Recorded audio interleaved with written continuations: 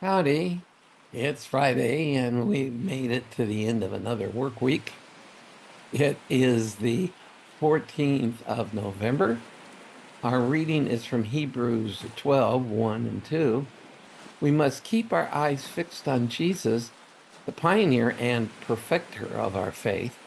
For the joy set out for him, he endured the cross, disregarding its shame, and has taken his seat at the right hand of the throne of God. And that's the reality of all this. We've been talking this last week some about trials and keeping our eyes on the Lord. But part of his example is what he was willing to put himself through for us. And that gave him joy on the other side of the cross. And then he went home to be with the Father, where he sits at his right hand, where he intercedes for us. But understand, he was willing to accept going to the cross. That was his purpose in coming. And we have no comprehension of the suffering that included. Yes, you can see movies like The Passion of the Christ or whatever, and they'll show the physical aspects of the crucifixion. They may show the beatings by Rome. But that's because that's all we can understand.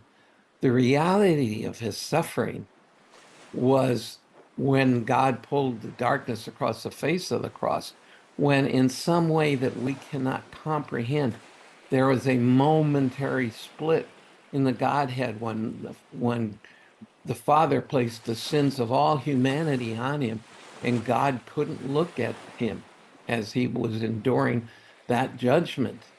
And that's why Jesus says, "Why have you forsaken me?" It was that moment. That was the true suffering of the cross. And that's what he was truly willing to go through for your sake and for my sake, to pay the price for our sin. But he joyfully did that on one hand because of God's love for us. Doesn't mean he wouldn't have as soon bypassed it, except he knew it was the Father's will. After all, we see that in the garden where he, to paraphrase, says, "If it's all the same to you, I'd just as soon skip the whole thing, but not my will, but your will." And so that was his purpose in coming, and that was the ultimate statement of God's love for us.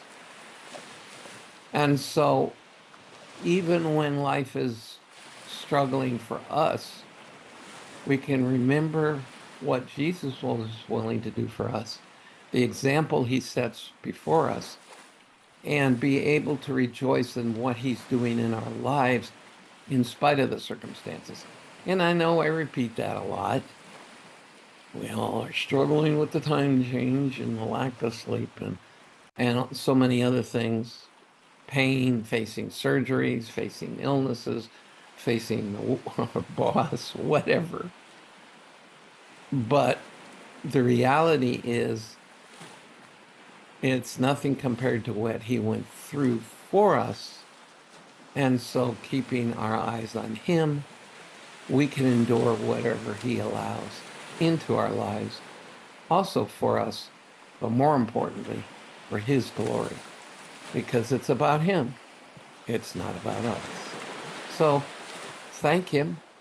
Rejoice that you got through another work week, and I'll see you again tomorrow.